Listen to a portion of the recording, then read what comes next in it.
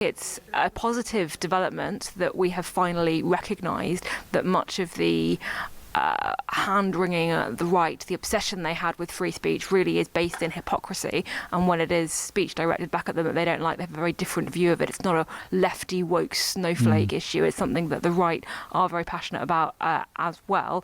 I think what would be really interesting is to see are there further splits in the MAGA movement over this. Let's cross the Atlantic, because look, we're watching the UN in the process now of various countries joining the list of those recognising Palestine as a state.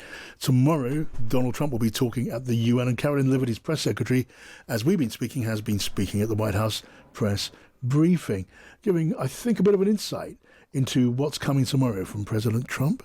Tomorrow morning, President Trump will deliver a major speech touting the renewal of American strength around the world, his historic accomplishments in just 8 months, including the ending of 7 global wars and conflicts.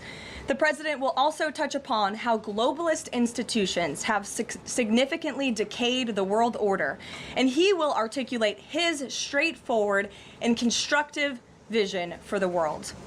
The president will also be hosting bilateral meetings with the UN Secretary General and the leaders of Ukraine, Argentina, and the European Union. The president will also later in the day hold a multilateral meeting with Qatar, the Kingdom of Saudi Arabia, Indonesia, Turkey, Pakistan, Egypt, the UAE, and Jordan. Right. Well, Caroline was also asked about the president's reaction to those nations recognising a Palestinian state. As for all of these Western nations that are recognizing a Palestinian state, the president has been very clear. He disagrees with this decision. He spoke about that in the UK, standing right next to his friend, Prime Minister Starmer. And he feels this does not do anything to release the hostages, which is the primary goal right now in Gaza, does nothing to end this conflict and bring this war to a close. And frankly, he believes it's a reward to Hamas. So he believes these decisions are just more talk and not enough action from some of our friends and allies, and I think you'll hear him talk about that tomorrow at the UN. Right, OK. Lara Spirit's on the line, Times Washington correspondent. Great to have you here, Lara. Hi, John. Hi. So we're listening to that, first of all. What do you think? Sounds like getting ready for Donald Trump to turn up at the UN and give the UN what for?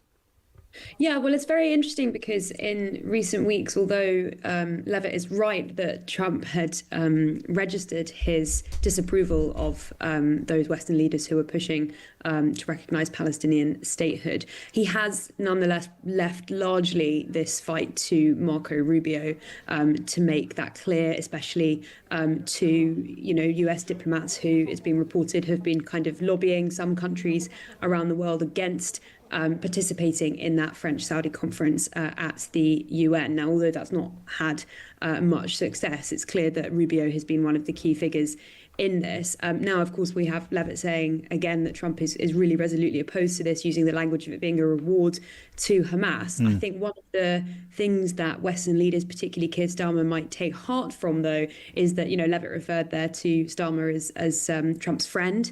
And they're going to have to bank on the fact that, on the idea and the hope that even if this is something that the US administration is resolutely opposed to, that it might not cause any sort of major diplomatic fallout with any of these Western countries, and that obviously remains to be seen. Okay, and what about him referring to the problem of these globalist institutions? We're talking about, it's not an unfamiliar theme, because the Trump administration doesn't have a lot of time for multinational institutions, and the UN may be high on the list. Yeah, I mean, that would be really interesting to see what the specifics of that are. That was the line that jumped out of me from those comments from Caroline Leavitt there, John. I think that in the US at the moment, obviously one of the big questions in the wake of Charlie Kirk's murder has been the so-called domestic terror movement that those in the White House are going after, mentioning big organizations at the time like the Ford Foundation or George Soros' organizations. And I think we are entering a period where the administration is reflecting on the role of different organizations, particularly internationally, and how he references the UN tomorrow will be very interesting. Just give us a bit more of an update on how this freedom of speech argument is going, because it does seem to be warming up doesn't it? After the threats from the Federal Communications Commission, a sort of Trump administration agency, to pull the licenses of broadcasters who were airing views in different ways that the president seriously objected to, there were some on the conservative side of politics who were not happy about that. Just have a listen to Ted Cruz, the Texas Republican senator, speaking on his podcast, Verdict with Ted Cruz. He said this. And so he threatens explicitly, we're going to cancel ABC's license. We're going to take them off the air so ABC cannot broadcast anymore. And I got to say, he threatens it. He says, we can do this the easy way, or we can do this the hard way. Yeah. And I got to say, that's right out of Goodfellas. That's right out of a mafioso coming into a bar going, nice bar you have here. It'd be a shame if something happened to it. So Senator Cruz there, Lara, practicing his theatrical skills with that sort of mafiosi accent. But the thought was very, very serious, wasn't it? Comparing an agency of the administration to a mafia gang. Yeah, I think it was a very significant intervention from Cruz there, and all eyes are on what the administration chooses to do in its fight against what Stephen Miller calls the domestic terror movement in the US among the so-called radical left. And as part of that, of course, we have had a week in which, as you say, the FCC has been flexing its muscles, Brendan Carr, and the big controversy around that has been somewhat polarizing among some circles. I think it's about to get more so. I mean, you do have at the moment, subtly competing worldviews about this question of free speech, particularly within the MAGA fold. You have, I was at the Charlie Kirk Memorial in Arizona this weekend, and Tulsi Gabbard, the Director of National Intelligence, was one of a number of cabinet secretaries who spoke at that. And she gave a very forthright defense of free speech, which, of course, many of those present will have said was a central tenet of Charlie Kirk's beliefs. They would argue that was one of the big things that he stood for. And of course, in recent weeks, among some in the MAGA fold, particularly around that whole controversy when Pam Bondi, the Attorney General, said that there was a difference between free speech and hate speech, and then clarified after that that there wouldn't be any prosecutions for those on the basis of their speech unless it was, flagrantly illegal under those traditional terms. We have had a kind of slightly difficult and uncomfortable chapter for some in the MAGA fold around exactly where the parameters or boundaries of that speech is. And from Gabbard yesterday, we had a very, very significant defense of that, I think. And I think you'll see that in the coming days. At the same event, of course, we had Stephen Miller, who's the Deputy White House Chief of Staff, who spoke in very stark terms about his enemies. What he said was their enemies. He painted them as sort of wicked. He used a number of different words to describe them and said, they are basically nothing, declaring a significant war on political enemies, which I think the specifics of we haven't yet seen but are expected to see in the coming days. Yeah, Joe Tanner and Rachel are listening to what you're saying. Joe?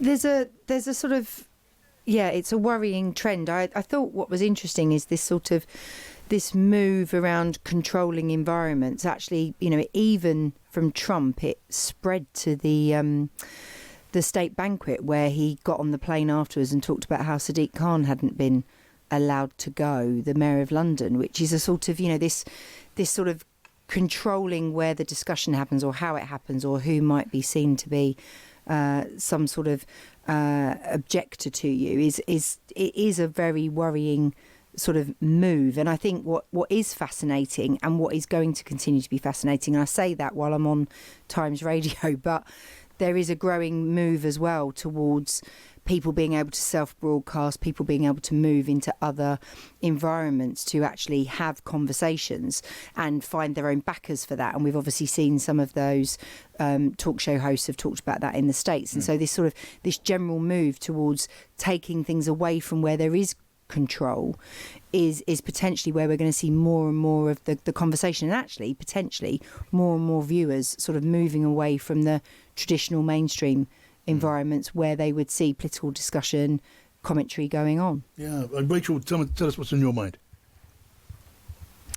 Couple of things. I think it's significant that there's been an intervention from Ted Cruz. I mean, he is really one of the few, I think the first really high-profile Republican I've seen making the